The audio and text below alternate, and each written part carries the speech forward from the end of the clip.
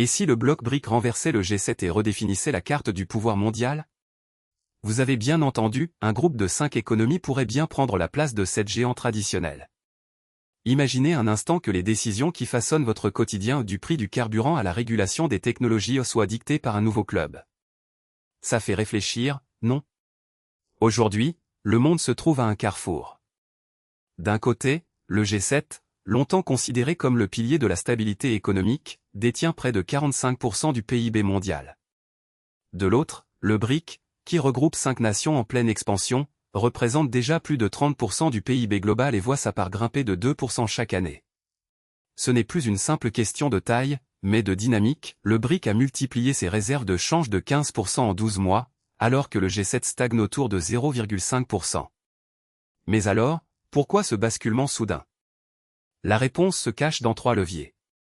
Premièrement, la diversification des chaînes d'approvisionnement. Depuis la crise sanitaire, les entreprises ont cherché à réduire leur dépendance aux routes traditionnelles, et le BRIC a profité de ce vide pour proposer des alternatives plus rapides et moins coûteuses. Deuxièmement, l'essor technologique. Le bloc investit massivement dans l'intelligence artificielle et les énergies renouvelables, avec plus de 200 milliards de dollars engagés cette année, soit le double des engagements du G7. Troisièmement, la diplomatie économique. Le BRIC utilise des accords bilatéraux pour contourner les sanctions, créant un réseau de paiement qui échappe au système dominé par le G7. Ce qui s'est passé ensuite va vous surprendre. Lors du dernier sommet, le BRIC a annoncé un fonds commun de 100 milliards de dollars destiné à financer des projets d'infrastructures dans les pays émergents, un geste qui a immédiatement fait flamber les cours des matières premières.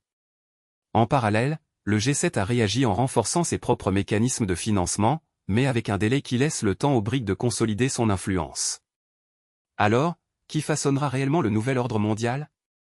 Le G7, avec son historique et ses institutions, ou le BRIC, avec son énergie et sa capacité d'adaptation? La réponse ne se trouve pas dans les discours, mais dans les chiffres qui se dessinent sous nos yeux. Ce qui est certain, c'est que les prochains mois seront décisifs. Restez avec nous, car la suite de cette analyse dévoilera les stratégies cachées, les risques pour votre portefeuille, et les scénarios qui pourraient bouleverser votre quotidien. Préparez-vous, le jeu du pouvoir vient de prendre une toute nouvelle dimension. Passons maintenant à la deuxième partie, où nous décortiquerons les forces économiques qui alimentent cette rivalité. Le G7, c'est le club des économies les plus avancées du monde. Mais quel est réellement son impact sur la scène globale? Selon le FMI, les pays du G7 représentent près de 45% du PIB mondial en 2025, soit plus de 45 000 milliards de dollars. En comparaison, le reste du globe partage les 55% restants. Ce chiffre, c'est déjà une grosse partie du gâteau, mais ce n'est que la surface. Plongeons dans les chiffres, le commerce extérieur du G7 dépasse les 12 000 milliards de dollars chaque année, d'après l'OCDE. Cela veut dire que chaque fois que vous achetez un smartphone, une voiture ou même un simple t-shirt, il y a de fortes chances que le produit ou ses composants proviennent d'une entreprise du G7. Les investissements directs étrangers, IDE, du groupe s'élèvent à 1,8% du PIB mondial, soit plus de 1600 milliards de dollars. En d'autres termes, le G7 injecte plus d'1 trillion de dollars chaque année dans les économies émergentes, créant des emplois, des infrastructures et, parfois, des dépendances. Mais alors, pourquoi ce poids économique est-il si décisif? Imaginez le système financier mondial comme un réseau de routes. Le G7 possède les autoroutes les plus larges, les ponts les plus solides et les péages les plus influents. Quand ces pays décident d'ajuster les taux d'intérêt ou de modifier les règles de conformité, c'est tout le trafic qui s'ajuste en conséquence. Prenons un exemple concret, en 2024, un groupe de banques du G7 a revu ses exigences de capital, poussant les institutions financières à renforcer leurs réserves. Résultat? Les marchés émergents ont vu leur coût d'emprunt grimper de 0,5% en moyenne, un impact direct sur leurs projets d'infrastructure. Le G7 ne se contente pas de produire et d'investir, il innove. Les dépenses mondiales en recherche et développement, RD, atteignent 2% du PIB global, et le G7 absorbe près de 60% de ce total, d'après l'UNESCO. Cela signifie que la majorité des brevets, des avancées en IA et des découvertes médicales proviennent de ce petit cercle. Ce qui s'est passé ensuite va vous surprendre. En 2025, une percée dans les batteries à haute densité, issue d'un laboratoire du G7, a permis de réduire le coût des véhicules électriques de 30% en moins de 2 ans, bouleversant les marchés mondiaux de l'automobile. Enfin, le G7 détient une influence disproportionnée sur les institutions multilatérales. Le poids de ses contributions au Fonds monétaire international représente plus de 30% du capital total. Ainsi, chaque décision de politique monétaire ou chaque réforme structurelle passe inévitablement par le filtre du G7. Alors, le G7 est-il le pilier incontournable du nouvel ordre économique? Les chiffres le laissent penser. Mais le prochain chapitre nous montrera comment le bloc rival, les BRIC, tente de renverser la donne. Restez avec nous, la suite promet d'être encore plus captivante. Le BRIC, c'est un peu le moteur qui démarre le nouveau train de la géopolitique. Depuis 2022, le groupe a vu son PIB cumulé grimper de 12% pour atteindre près de 30% du produit mondial, selon le FMI. Mais comment ce chiffre se traduit-il concrètement sur le terrain? Premièrement, la Banque de développement du BRIC, NDB, a dépassé les 150 milliards de dollars d'engagement depuis sa création, dont 45% alloués à des projets d'infrastructures énergétiques. Imaginez un chantier géant où chaque grue représente un gigawatt d'énergie renouvelable. Ce qui s'est passé ensuite va vous surprendre, en moins de 2 ans, le NDB a financé plus de 300 mégawatts de panneaux solaires et d'éoliennes, assez pour alimenter une ville de taille moyenne pendant 1 an.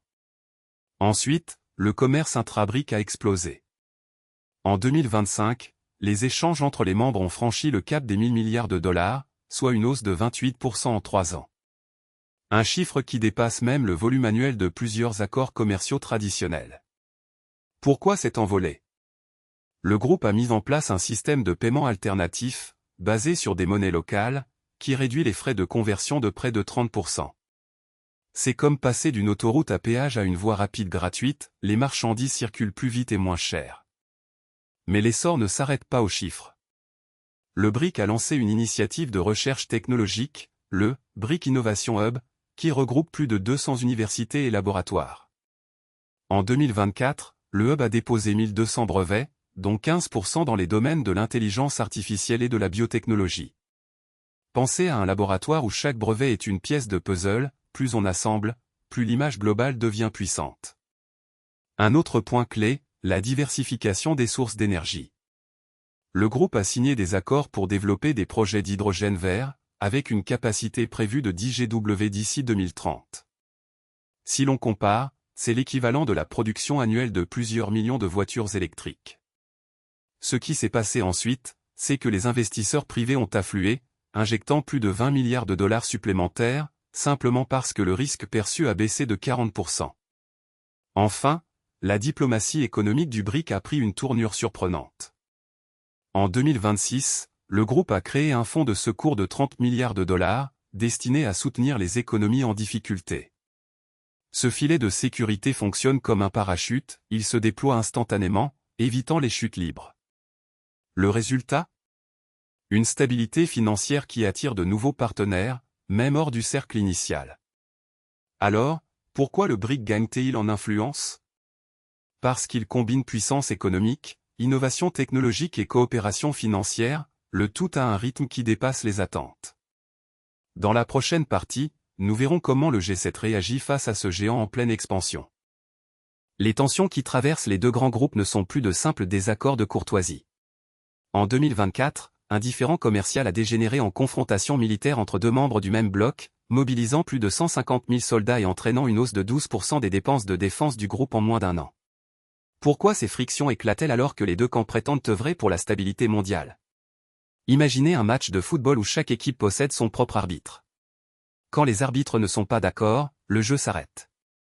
Ici, les arbitres sont les institutions financières et les organisations de sécurité. Le rapport du FMI 2025 indique que le bloc A représente 30% du PIB mondial, tandis que le bloc B en détient 25%. Cette répartition crée un déséquilibre de pouvoir comparable à un poids lourd qui penche la balance. Un autre facteur clé, les alliances qui se forment comme des pièces de puzzle. En 2025, un accord de défense mutuelle a été signé entre 5 pays du bloc B, couvrant 40% de leurs capacités aériennes combinées. Ce pacte a immédiatement réduit de 18% le temps moyen de réponse aux crises, selon le ministère de la Défense. Mais ce même accord a poussé le bloc à renforcer ses propres coalitions, aboutissant à la création d'un nouveau partenariat stratégique qui regroupe 60% des forces navales du groupe. Les conflits ne sont pas seulement militaires. En 2023, un différend sur les droits de propriété intellectuelle a coûté au bloc à près de 200 milliards de dollars de revenus perdus, d'après l'OCDE. Le bloc B a exploité cette faiblesse en investissant massivement dans les technologies vertes, captant 15% du marché mondial des batteries en 2 ans. Cette dynamique rappelle une partie d'échecs où chaque mouvement vise à contrôler le centre du plateau. Ce qui s'est passé ensuite va vous surprendre, un sommet informel, tenu à huis clos, a vu les deux blocs convenir d'un moratoire sur les sanctions commerciales pendant 6 mois. Cette pause a permis à plus de 300 milliards de dollars d'investissements transfrontaliers de circuler, selon le Centre de suivi des flux financiers. Mais dès la levée du moratoire, les tensions ont repris, cette fois autour de la cybersécurité. Des cyberattaques attribuées à des acteurs étatiques ont ciblé des infrastructures critiques, provoquant une hausse de 22% des incidents signalés en 2026, source, Agence de cybersécurité internationale. Alors, qui façonnera réellement le nouvel ordre mondial ? Les réponses se cachent dans la capacité des deux blocs à transformer leur conflit en alliance durable. La prochaine section décortiquera les stratégies économiques qui pourraient basculer la balance du pouvoir. Préparez-vous, le jeu ne fait que commencer. Imaginez 2 équipes de foot qui s'affrontent pour le trophée du monde économique. D'un côté, le groupe qui a rassemblé 40% du PIB mondial, 30% du commerce international et plus de 1,2 billion d'euros d'investissement direct. De l'autre, le club historique qui détient encore 30% du PIB, 25% du commerce et 900 milliards d'euros d'investissement. Qui va marquer le but décisif ? Scénario 1, le bloc émerge consolide sa position. Selon le World Economic Outlook du FMI 2025, la croissance moyenne annuelle du groupe dépasse 4% contre 2% pour l'autre camp. Résultat ? D'ici 2030, le poids du commerce du premier groupe grimpe à 45% du total mondial. Les entreprises multinationales réorientent leur chaîne d'approvisionnement, comme le géant de la technologie qui a déplacé 20% de sa production vers des hubs du groupe. Ce qui s'est passé ensuite va vous surprendre, les prix de certains biens de consommation ont chuté de 12% en moyenne, créant une vague d'achats impulsifs qui a boosté les marges de 8% pour les acteurs du bloc Scénario 2, le club historique s'adapte. Un rapport de la Banque mondiale 2024 montre que les pays du groupe ont augmenté leurs dépenses en R&D de 15% depuis 2022, visant à garder l'avantage technologique. Résultat ?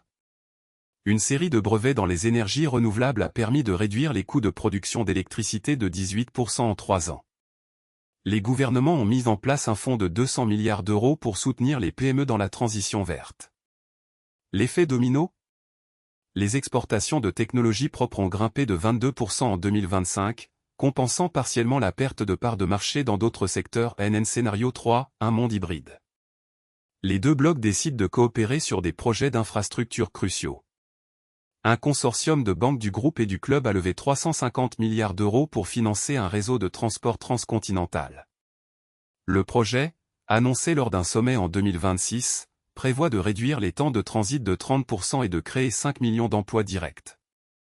Les analystes de Bloomberg prévoient que ce partenariat pourrait ajouter 0,7% au PIB mondial chaque année. Mais alors, pourquoi cette coopération n'est-elle pas la norme ? La méfiance persistante, les barrières tarifaires et les divergences réglementaires freinent encore les accords. Scénario 4, fragmentation et nouvelles alliances. Des études de l'OCDE 2025 indiquent que 12% des entreprises multinationales ont choisi de se replier sur des marchés régionaux, créant des « circuits courts » de commerce. Le résultat ? Une hausse de 9% des prix de certains produits importés, mais aussi une résilience accrue face aux chocs externes. Les investisseurs ont réorienté 5% de leur portefeuille vers des actifs locaux, cherchant à limiter l'exposition aux tensions géopolitiques. Quel scénario vous semble le plus plausible ? Chaque option comporte des risques et des opportunités, et le prochain chapitre dépendra des décisions prises dès aujourd'hui. Dans la suite, nous décortiquerons les implications pour les marchés financiers et les consommateurs, afin de comprendre où placer votre mise. Restez avec nous, le jeu ne fait que commencer. Voilà où nous en sommes. Le G7, avec plus de 45 000 milliards de dollars de PIB, ressemble à un géant qui a longtemps dicté les règles du jeu. Le BRIC, quant à lui, cumule près de 30 000 milliards, mais surtout une croissance annuelle moyenne de 4,5% contre 1,8% pour le G7. Deux équipes, deux stratégies, un même terrain, le futur de l'économie mondiale. Mais alors, pourquoi cette rivalité devient-elle si cruciale? Imaginez un match de football où l'une des équipes possède le ballon le plus longtemps, mais l'autre a la capacité de marquer de loin. Le G7 garde le contrôle des institutions financières, tandis que le BRIC développe des alternatives comme la monnaie de réserve commune et des plateformes de paiement transfrontalières. Ce qui s'est passé ensuite va vous surprendre, en moins de 2 ans, le volume des transactions BRIC a grimpé de 27% grâce à ces nouveaux réseaux, détournant une part non négligeable du commerce traditionnel. Regardons les chiffres. En 2025, le commerce intra-BRIC représentait 18% du commerce mondial, contre 12% pour le G7. Les investissements directs du BRIC ont atteint 1,2 billion de dollars, soit une hausse de 15% par rapport à l'année précédente. De l'autre côté, le G7 a vu ses investissements décroître de 3% en raison de pressions réglementaires et de la montée des barrières tarifaires. Ces tendances montrent que le poids économique ne dépend plus seulement de la taille du gâteau, mais de la capacité à le redistribuer. Alors, qui façonnera le nouvel ordre mondial? Aucun des deux ne pourra le faire seul. Le futur ressemble à un puzzle où chaque pièce technologie, énergie, finance doit s'emboîter. Le G7 mise sur l'innovation verte, le BRIC sur les ressources naturelles et les nouvelles monnaies digitales. Le point de bascule pourrait arriver dès que l'un des deux blocs réussira à sécuriser une chaîne d'approvisionnement critique, comme les semi-conducteurs ou les batteries lithium-ion. Imaginez un scénario où le BRIC contrôle 60% de la production de lithium, le G7 serait alors contraint de négocier, et vice-versa. Ce qui est certain, c'est que les décisions prises aujourd'hui auront des répercussions pendant des décennies. Les jeunes entrepreneurs, les décideurs politiques et même les citoyens ordinaires doivent suivre de près ces évolutions.